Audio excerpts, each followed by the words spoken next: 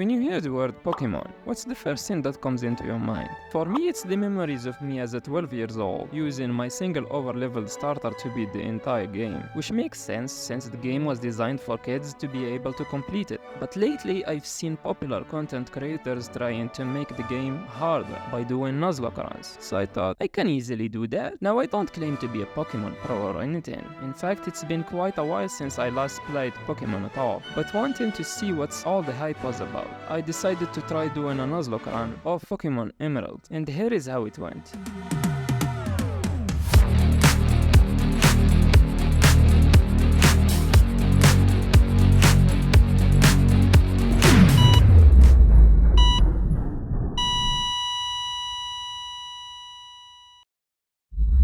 But first, for those of you that don't know about Nuzlocking, there are two rules to the challenge. The first rule is that you can only catch the Pokemon that you first encounter in each area, and you have to name it. The second rule is that if a Pokemon faints in battle, you have to release it or store it in a PC and never use it again. But to make the game a little bit more balanced, I decided to add a third rule that stops me from using items in the middle of the battle. So, without any further ado, this is the story of my first ever Nuzlocke attempt. I booted up the game, and after not knowing what to name my character, I decided to go with Ash. I know, very original, right?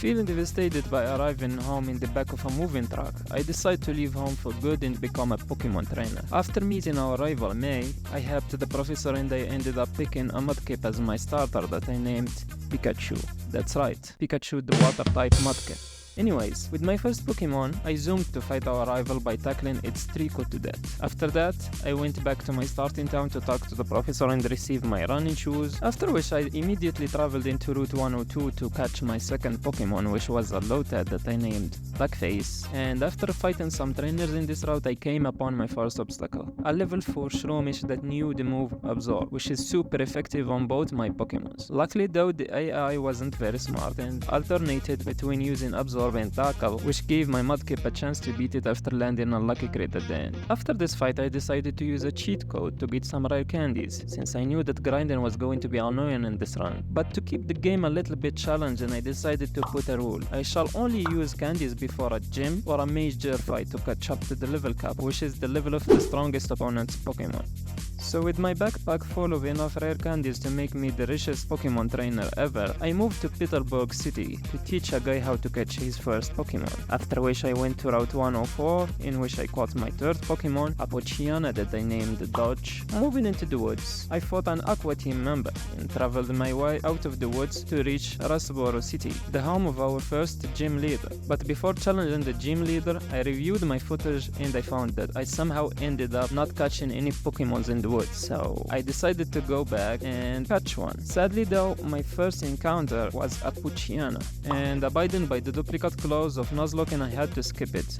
Leaving the woods, there is some grass behind a building, so I decided to check it out, and I ended up catching a Dillo that I named It's a Bird. Not knowing at the time that this area was a continuation of Route 104 in which we already caught a Poochyena, I went to challenge my first gym leader, so I dumped rare candies into my team to catch up to the level cap, which was 15 at the time, and I started the gym fight against Roxana, which started with two level 12 Geodudes that were no match to my Pikachu's water gun, after which she sent a level 15 Nosepass that knew the move Rock Tomb. Luckily, its first two attempts missed, right before landing a crit that immediately put my Mudkip in danger of dying to another hit. Afraid of the lowered speed, I decided to switch into Duckface, and after some absorbs, I defeated Roxana and got our first gym badge. And my Mudkip evolves into a Mudkip? Turns out holding the B button to speed the dialogue is a bad habit, as it cancelled my evolution. After that, I realized the mistake that I made in Route 104 and released It's a Bird, which luckily didn't participate in any fights so far. With that out of the way, I go to Route 116 to catch my first Pokemon in this area, which was a Whimsir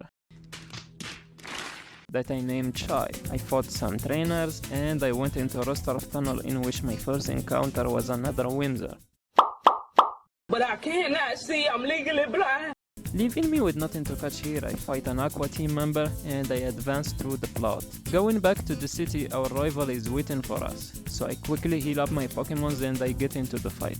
May starts with a Wingull. I start with Duckface, which immediately gets confused. Luckily my first attack lands and I switch to Pikachu, and here the AI keeps spamming and weakening attacks on my Mudkip for some reason, which gives me enough time to kill the Wingull and weaken the Trico enough for my dodge to finish it off.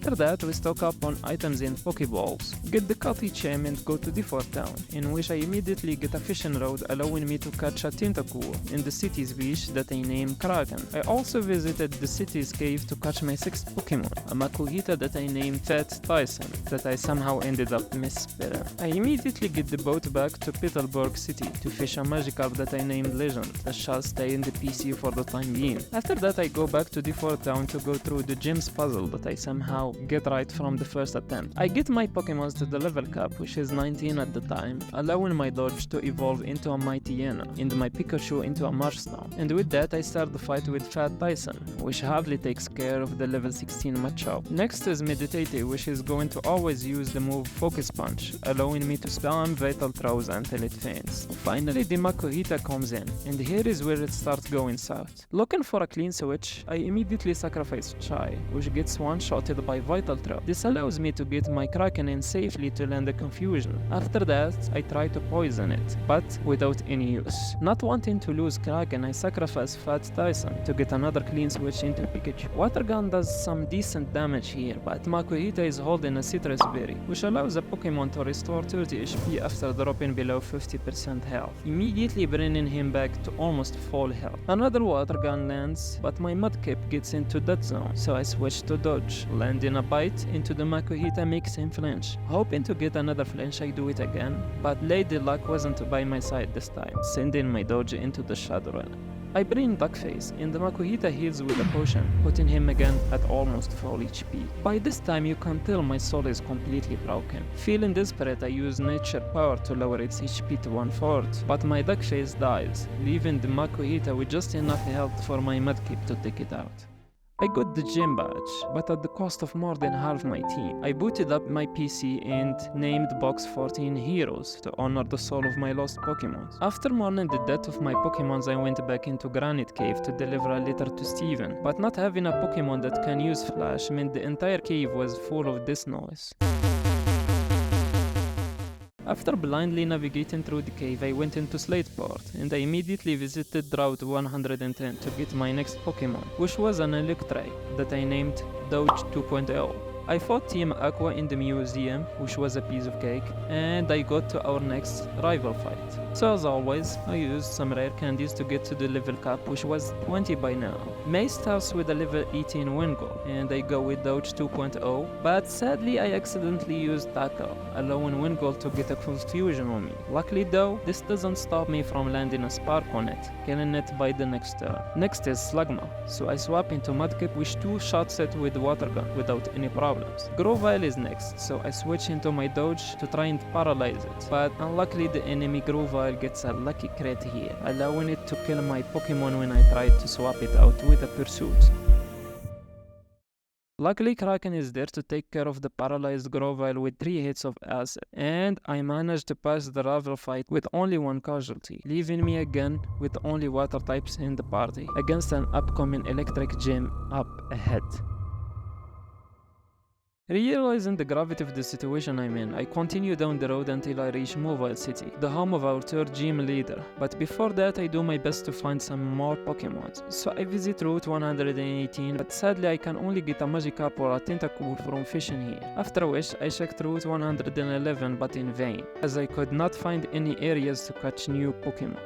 Leaving me with Route 117, in which I found some grass, giving me some hope to find a solution to my situation. But fate would have it a second way, as my first encounter here was again a Poochyena. Feeling defeated, I get the coin case and try to get a Pokemon from gambling, but this attempt also bears no fruit, as the shop here only trades for dolls and TMs. With no options left, I fight Wally. I heal my Pokemons and get them to the level cap. in an attempt to defeat an electric gym leader with only water types. Luckily my medkit have a secondary ground type, which allows it to avoid electric attacks. This allows me to easily take care of the Voltorb and electric. Good job so far. But next is Magneton, which has the move Sonic Boom. And with my Magikarp in a critical condition, I switch into Kraken to get a confusion. Sadly my first attempt misses, putting my Tentacool down to 5 HP. The second confusion lands, after which I switch to Mudkip, but the Magneton snaps out immediately, killing my Mudkip.